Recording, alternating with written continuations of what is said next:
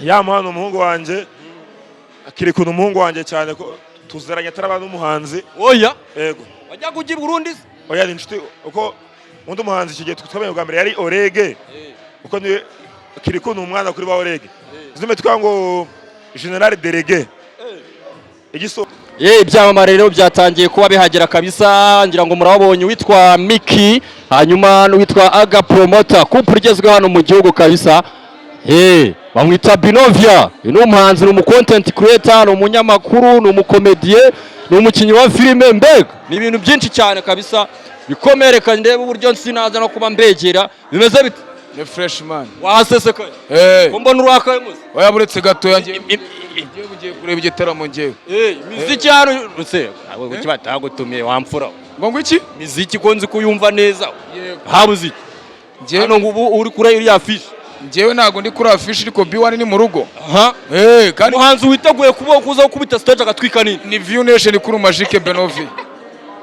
Ariko mana dukumbuye party zawe ujye uzitegura narazibonye. Meze bite ko ntaziheruka zarivanze nari sigaye mbona ubwo bakoze ngo za pussy party. We na hariyo naje mwitwa TikTok party yabereye hari ya Cafe Zone, hari n'izindi nyinshi ntago nakizirondora ngo nzivemo. For real.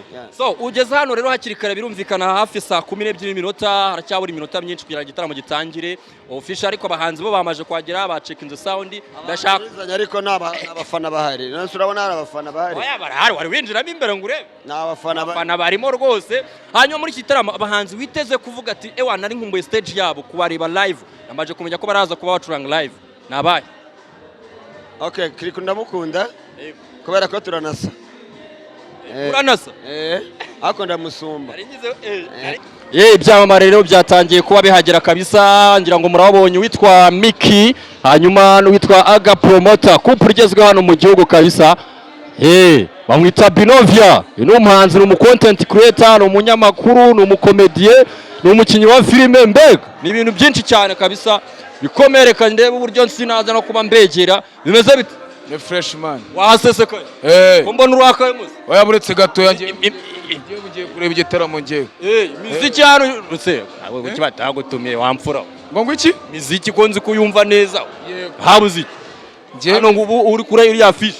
Ngewe ntago ndi kuri afishe ariko B1 ni mu rugo. Kandi umuhanzi witeguye kuza gukubita stage agatwika nini ni View Nation kuri Magique Benno.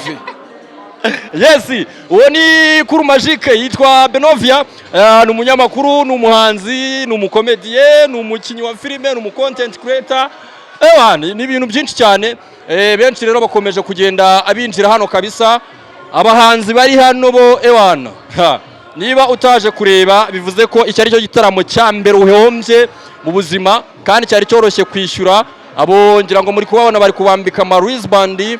Hariya ndacyahabona abanyamakuru batandukanye barimo Pionika Suez, umunyamakuru wa Free TV.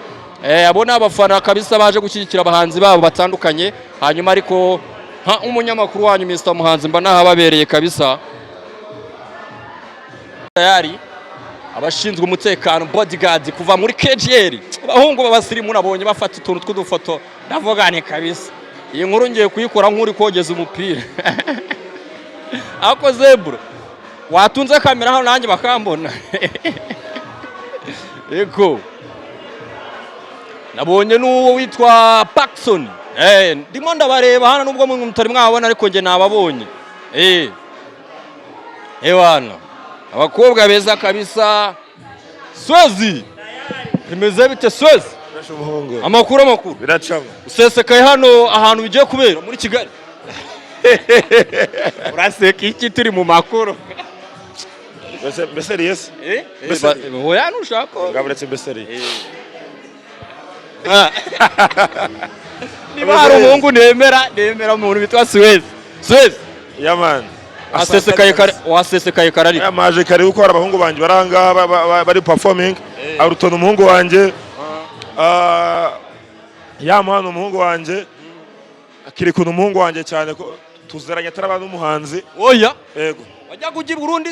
Oya Ninshuti uko undi umuhanzi kigiye twabanye bwa mbere yari Orege uko ni Kirikou umwana kuri ba Orege zime twango General Delege igisohoka bwa mbere bakibaninga barabose nabaratuziranye uba kera abana kabisa ariko hari abantu numvishemo nka ba Yampano kandi nabo n'abahungu ba Yampano umuhungu wanjye nawe yanasohoye indirimbo nshya yayisohoye ejo umva ameze neza cyane umusore agiye kuba ya gahunda ubu ya gahunda iri hano rero iri ahangaha abose bararise aba nabe urabona byerekera ni igitaramo kizaba mu kwa 11 kari cya kera ariko urumva batubihirijemo ko hari bushari hari Yampano hari surprise ngufitiye wowe mba nageze kare itari Kirikuze oya witwa Christopher Kamaro ya Christopher hino hano nyaboneka yindi ugaze Christopher so arumizi kakari ntago nari mbizi urari numwe mu bantu babahishe cyane ubwira abanyarwanda ibyari bimeze biteze ubabwira ibyari sawa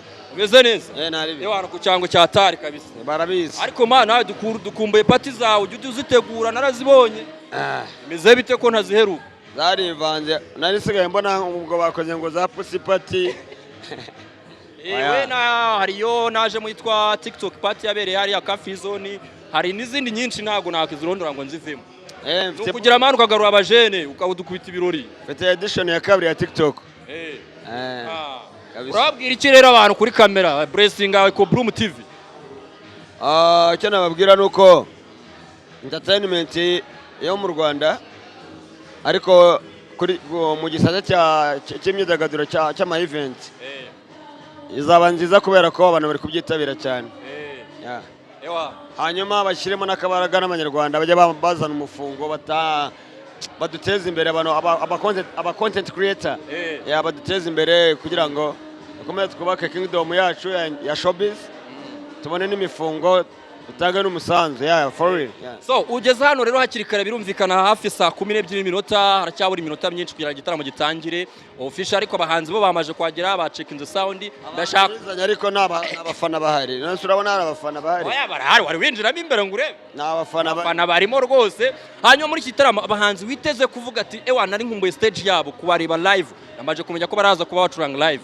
nabaye okay Kirikou ndamukunda kubera ko turanasa uranasa ako ndamusumba ngiye guhita mubaza ni muranareje se ndamusumba kamemo ariko Christopher nk'umu legend sawa cyane tugushimire rero ewana big man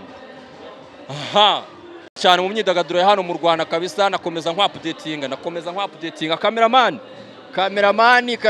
uri kunyumva rebesha hariya hari umuntu w'umukobwa mbona wariye neza umeze neza cyane ariko